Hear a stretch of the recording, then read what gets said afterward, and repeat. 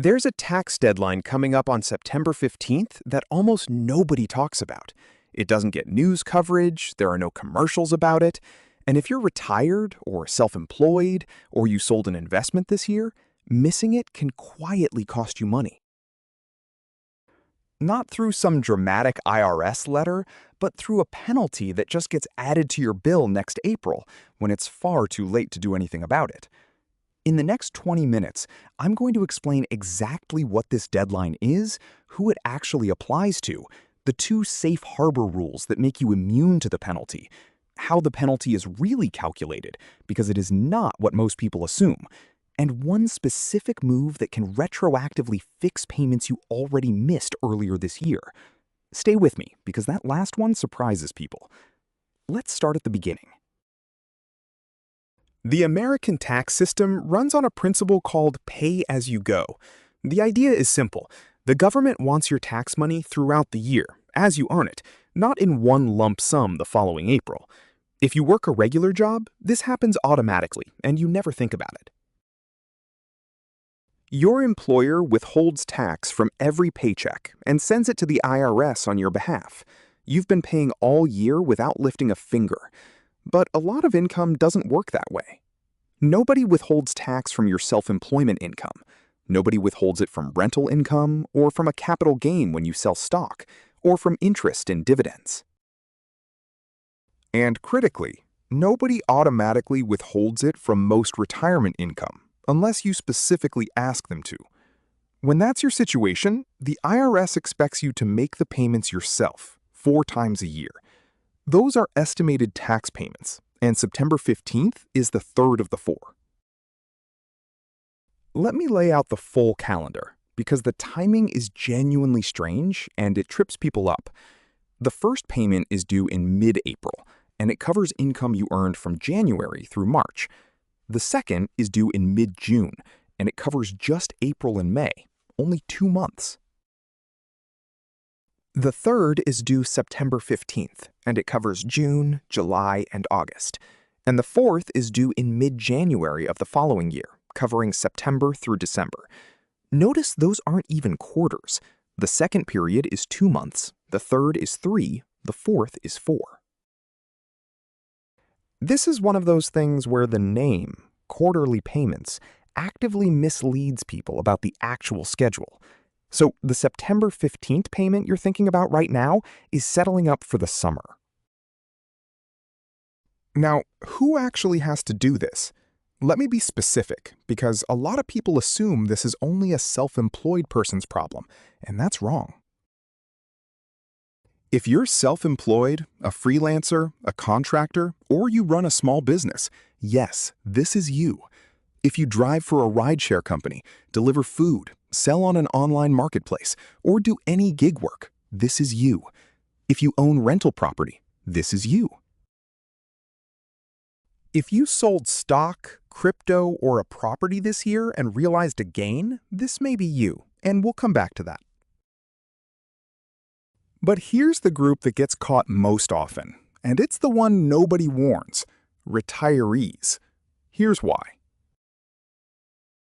When you retire, the paycheck stops, and so does the automatic withholding that came with it.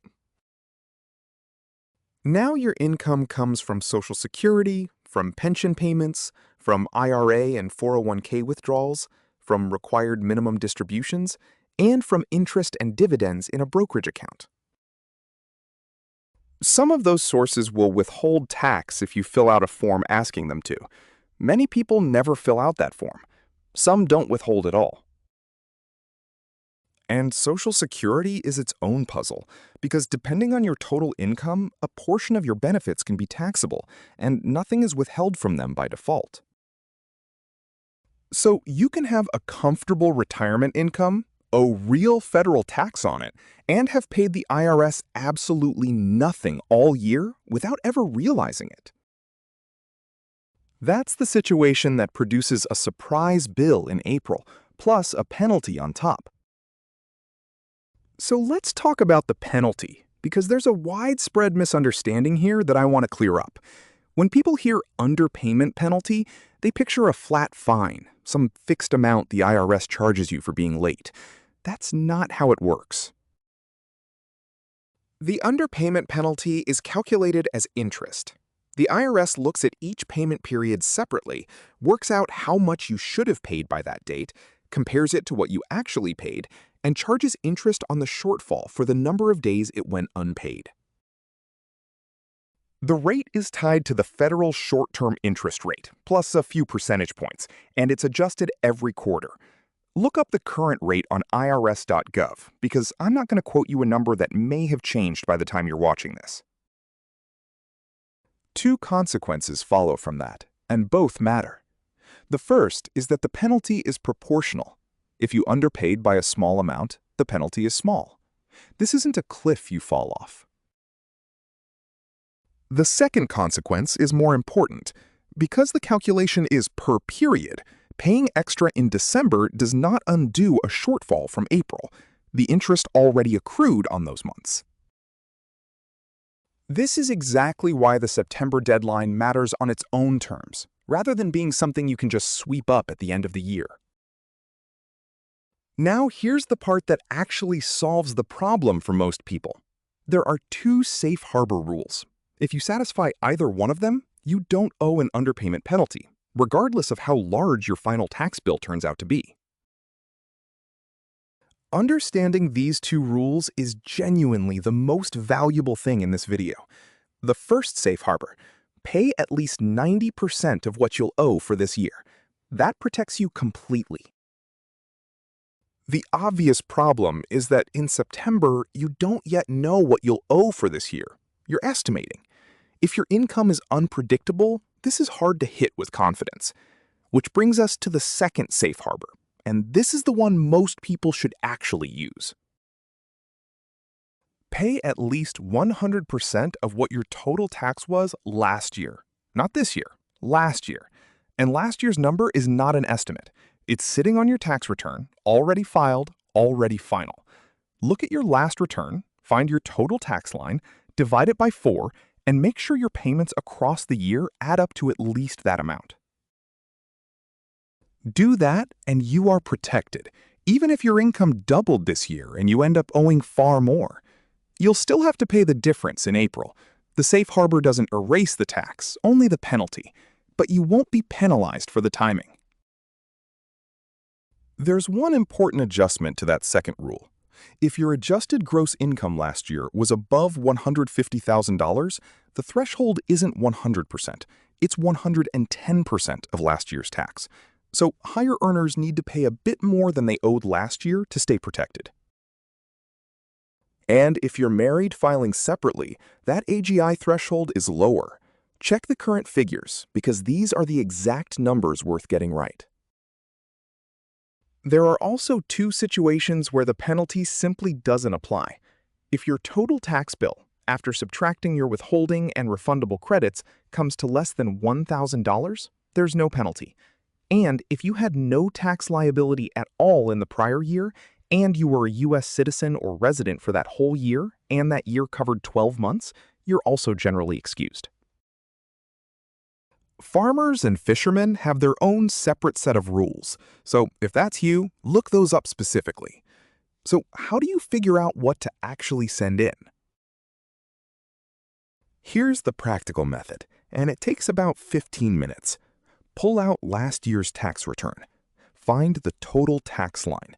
That's your total tax, not the amount you owed at filing and not your refund. Those are different numbers, and people mix them up constantly. Take that total tax figure. If your prior year AGI was over the threshold we just discussed, multiply it by 1.1. Divide the result by 4. That's your per payment target. Now, subtract any tax that's already being withheld for you this year from any source: pension withholding, IRA withholding, a spouse's paycheck. Whatever's left is roughly what you should be sending in each period. If you've already made your April and June payments, check what you've paid so far against where you should be by September 15th and send the difference. Now, that one specific move I mentioned at the start. This is the part most people don't know, and it's genuinely useful. Estimated tax payments count on the date you make them, but withholding is different. Withholding is treated by default as though it were paid evenly throughout the entire year, no matter when it actually happened. Think about what that means. If you increase your withholding in October or in November, the IRS generally treats a portion of it as though you'd paid it back in April, which means withholding can retroactively patch up earlier shortfalls in a way that an estimated payment cannot. How do you use this in practice? If you or your spouse still have any W-2 employment, you can submit a new Form W-4 to that employer and increase the withholding for the rest of the year. If you're retired and taking a distribution from an IRA or a 401k later this year, you can generally elect to have federal tax withhold from that distribution, sometimes at a substantial percentage. That withholding then gets spread across the year in the IRS's calculation. So if you're sitting there in September realizing you underpaid in April and you have a required minimum distribution coming up in November anyway, withholding heavily from that distribution can be a cleaner fix than simply sending a large estimated payment now. Confirm the specifics for your accounts before you rely on it, but understand that the option exists, because most people don't. There's one more tool worth knowing about for a particular situation. Some people don't earn evenly across the year. Maybe you're a consultant who books most of your work in the fall. Maybe you sold a property in November. The standard method assumes your income arrived in 4 even chunks, which would make you look badly underpaid in the early periods, even though you hadn't earned anything yet. There's a method that addresses this. It's called the annualized income installment method, and it's calculated on a schedule attached to the penalty form. It lets you match your required payments to when your income actually arrived. It's more paperwork, and for many people it isn't worth the effort. But if your income is genuinely lumpy, it can eliminate a penalty you'd otherwise owe. Worth raising with a tax professional if that's your situation. Let's talk about how to actually pay, because this part is easy and people overcomplicate it. The simplest route is IRS Direct Pay on the IRS website. It pulls directly from your bank account. It's free, and you get a confirmation number. Save that number.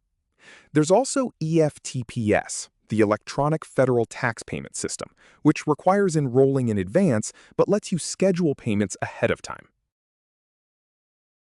Useful if you'd rather set all 4 payments up once and forget about them. You can pay by debit or credit card through the IRS's approved processors, but they charge a fee, and on a large payment, that fee adds up.